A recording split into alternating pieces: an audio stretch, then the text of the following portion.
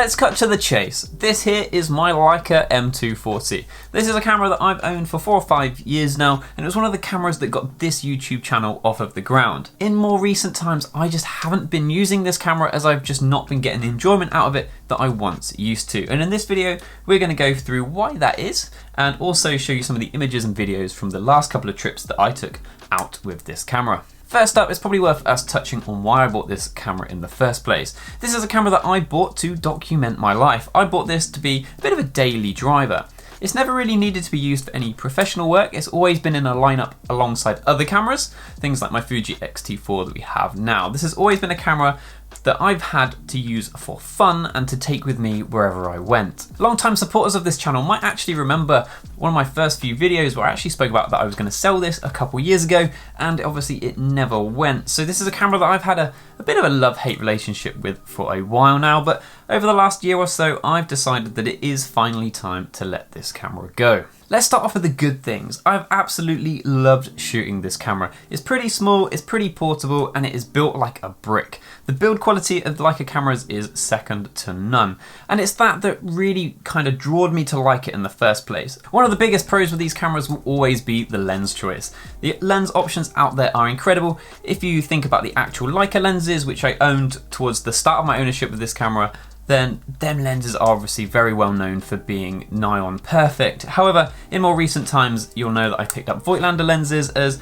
I have started to value the character of lenses over them being optically perfect.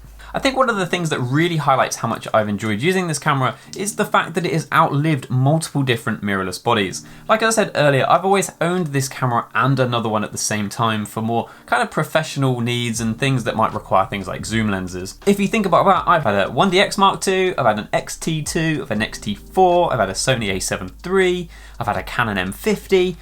I think we're probably looking at maybe 6 cameras that this one has outlived. One of the huge appeals of this camera to me ended up being the Leica M6. That's because combining this camera and the Leica M6 and just one set of lenses meant into a really small bag like my Billingham Hadley Small, I could fit the Leica M240, the M6 and 3 or 4 lenses into just a small shoulder bag. Now I guess we're going to get onto some of the downsides next, and I realise that a lot of these downsides are linked to what I am using this camera for, and different people's mileages are going to vary. The most important one for me is how long it takes this camera to boot up. Now this camera can quite literally take multiple seconds to boot up, and that might not seem like the end of the world, but I do find myself missing photo opportunities, especially candid ones where you want to quickly capture a moment. Even from kind of like the sleep mode, it still takes quite a long time to boot up, so it's not like you can just leave the camera permanently on. The other one that really annoys me as well is the white balance. The white balance of this camera, again, it's probably just showing its age in a world where cameras are very good at this now,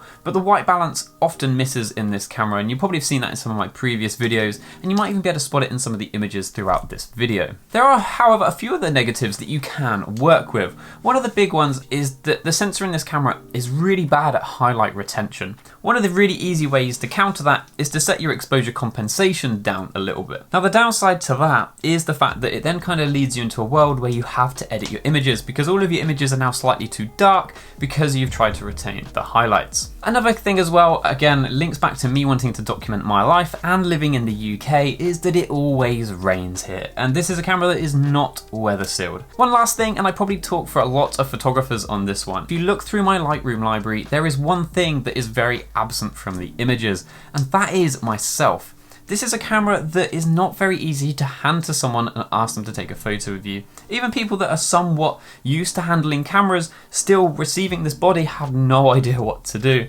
And I guess in a world where I'm trying to document my life, missing me is a pretty flawed concept. I guess in summary, what I'm trying to say with this camera is it's a camera that I absolutely love shooting. The experience of this camera is very good, but in a world where this camera is now 10 years old, what I'm starting to find acceptable in my images and the actual performance is starting to let me down. But something happened about a year ago that finally put my relationship with the M240 to bed, and that is this. This is the Fuji X100V that I hired a year ago.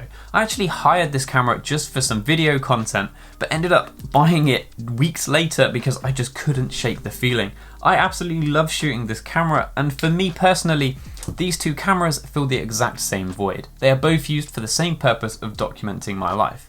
Now for many people, you might have different purposes for these two cameras, so you might live in a world where these two can easily coexist. But for me personally, they don't. And for that reason, I find myself generally picking up the X100V at the minute over the Leica M240.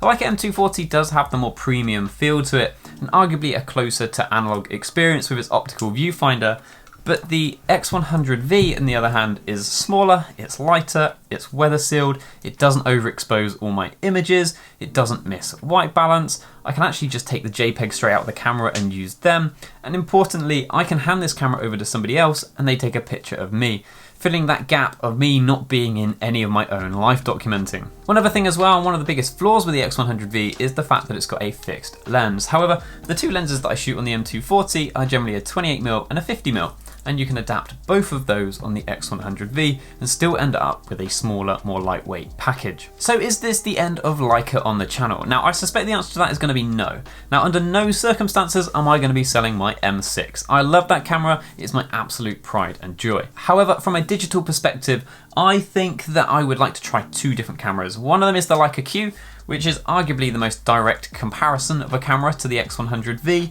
and I would also be interested in trying out an M10 if we do see a bit of a price dip because of the M11 coming out. I suspect we won't, but we'll see, I guess, what happens. Now, one last good thing about the M240 is actually the price of this camera.